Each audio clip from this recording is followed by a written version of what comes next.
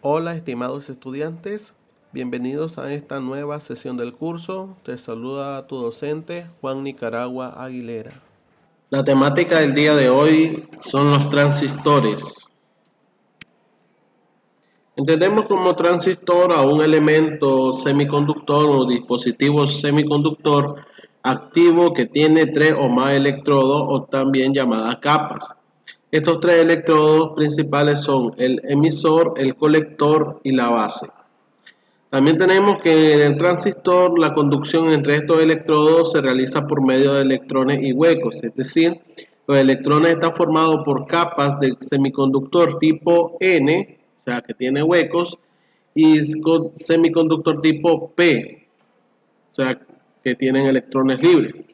Entre los elementos principales de fabricación tenemos el germanio y el silicio, que son los semiconductores por excelencia. Y justamente, al igual que los diodos, constituyen los elementos de fabricación que más se utilizan. Tipos de transistores. Tenemos el transistor PNP. Este transistor está formado por una capa de semiconductor tipo N, la cual está rodeada por 2 capas de semiconductor tipo P. Tenemos aquí un diagrama de este tipo de semiconductor, el cual aquí podemos ver la fuente en la cual se conecta. Aquí tenemos la placa del emisor, el cual constituye un semiconductor tipo P. Tenemos la base,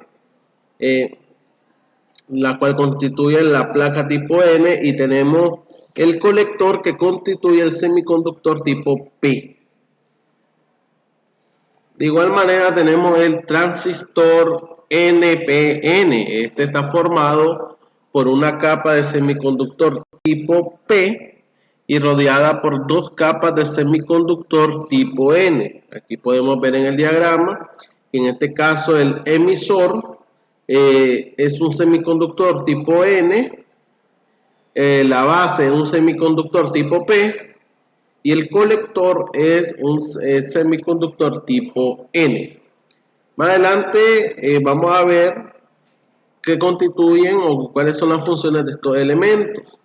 Justamente tenemos aquí un diagrama de estos elementos que constituyen un transistor: el emisor, la base y el colector. Tenemos también los diagramas de circuitos como se representan en estos transistores. Tenemos que el transistor PNP se representa con este símbolo donde la barra vertical representa la base y estas 2 diagonales vienen a representar tanto el emisor como el colector. Podemos ver que el emisor está indicado por la flecha y entonces nos ayuda a diferenciarlo del diagrama del transistor tipo NPN.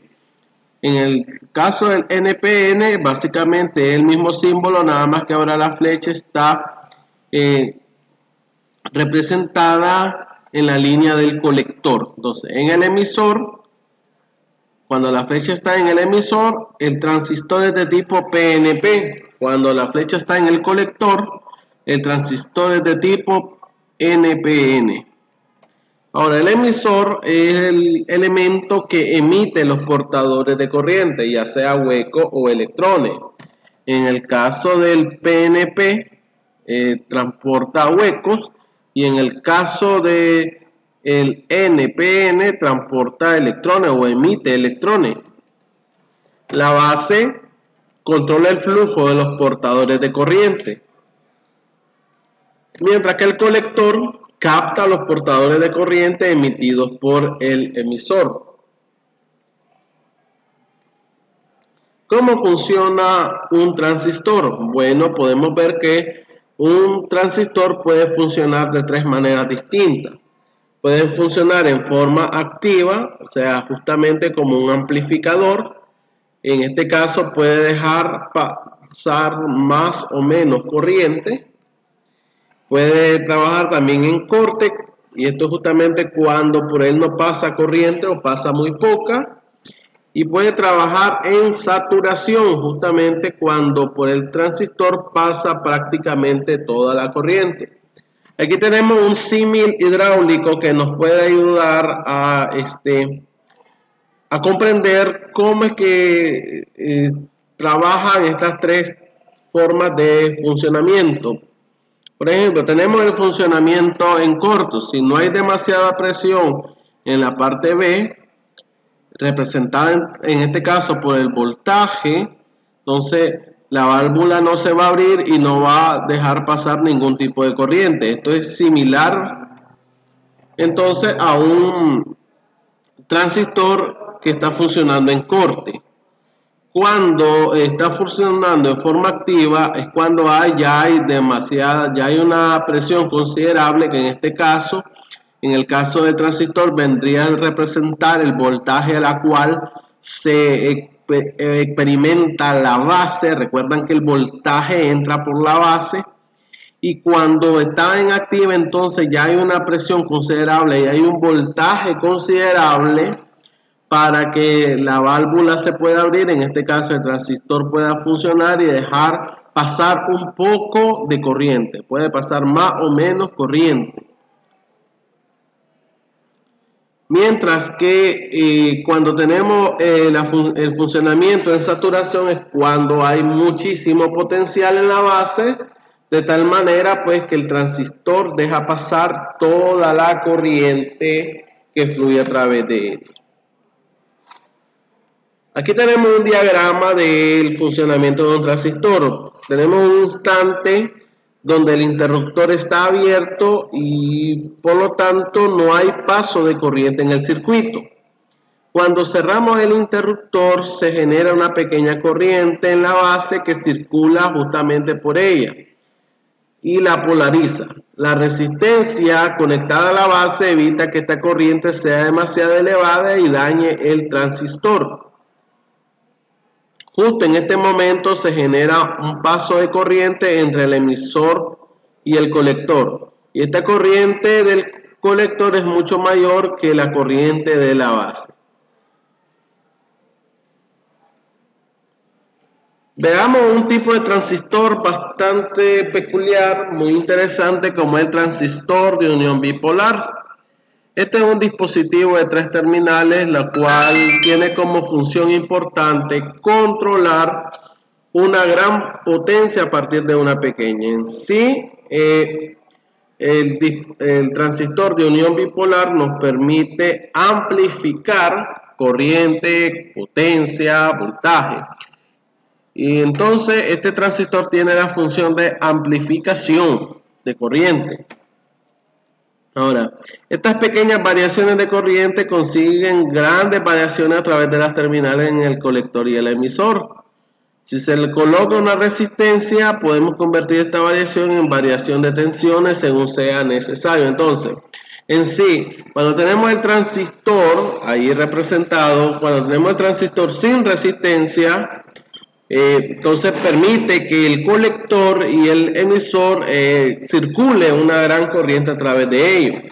Cuando colocamos la resistencia, disminuye la corriente, pero provoca que haya una mayor diferencia de potencial entre el emisor y el colector. O sea, en otras palabras, es un amplificador de señal. Tenemos también otro transistor muy importante, como es el transistor de efecto de campo. Este transistor tiene la capacidad peculiar y es que toda la función de control lo hace manipulando el campo eléctrico. Por eso se llama transistor de efecto de campo, porque mediante variaciones de corriente y de voltaje provoca cambios en el campo eléctrico que en sí, ¿verdad?, provoca a su vez variaciones dentro del circuito. Entre lo más importante tenemos el transistor JFET, el cual es un dispositivo electrónico de varios valores, de unos valores eléctricos de entrada reaccionando y dando valores de salida. Físicamente, un JFET, un transistor de esta forma, se le denomina canal P y está formada por una pastilla de semiconductor tipo P, o sea, es un transmisor del tipo NPN, en cuyos extremos se sitúan dos pastillas que están dopadas con semiconductor tipo N. Era lo que te decía. Este transistor de efecto de campo es un transistor de la forma NPN, en las cuales se conectan dos terminales conectadas entre sí. Ahí podemos ver levemente el diagrama de la figura. Si queremos seguir profundizando en el diagrama, podemos observar una estructura típica de este transistor en la siguiente imagen. Tenemos aquí la fuente, la puerta y el drenador, que en este caso la fuente es lo que conocemos como emisor, un semiconductor de tipo N, o sea que provee electrones, provee electrones. Tenemos la base, un semiconductor de tipo P que provee huecos para que estos electrones que provee el emisor se puedan mover. Y tenemos entonces el colector, que es básicamente un semiconductor de tipo N que permite, ¿verdad?, que los electrones, el intercambio de electrones entre el emisor y el colector a través de la base. De igual manera tenemos el transistor denominado MOSFET, el cual se utiliza para amplificar o conmutar señales eléctricas. Cabe destacar que el transistor más utilizado en la industria de la microelectrónica está presente en PC, está presente en las laptops, está presente en todo tipo de artefacto electrónico. Justamente un microchip de computadora está formado por miles y miles de transistores MOSFET conectados entre sí. Aquí tenemos un diagrama, también sigue siendo un dispositivo, un semiconductor de tipo NPN, donde tenemos aquí el contacto de la fuente, o sea, el emisor, semiconductor tipo N, tenemos aquí la base, y tenemos aquí entonces el colector, o sea, otro semiconductor de tipo N. Esto es un sustrato de un semiconductor tipo P. Entonces el transistor MOSFET también un transistor de tipo NPN. La estructura ya la habíamos descrito anteriormente. Está compuesta de dos terminales y tres capas.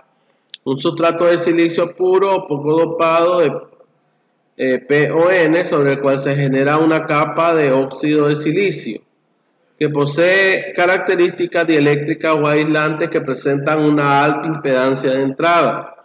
Es decir, aquí justamente esta capa funciona como resistencia, puesto que tiene una alta impedancia, una alta reacción a los cambios de corriente. Sobre esta capa se coloca otra capa de metal de aluminio polisilicio que tiene características conductoras. En la parte inferior se coloca un contacto óhmico en contacto con la cápsula, es decir, sirve entonces este contacto como la resistencia, al igual que el óxido de silicio que se aplica internamente. Bien, esto es todo por esta ocasión, agradeciendo tu valiosa atención y invitándote siempre a que me escribas toda duda, comentario o sugerencia al WhatsApp o acá abajo en los comentarios del video. Deseo éxito en tu tarea. Hasta la próxima.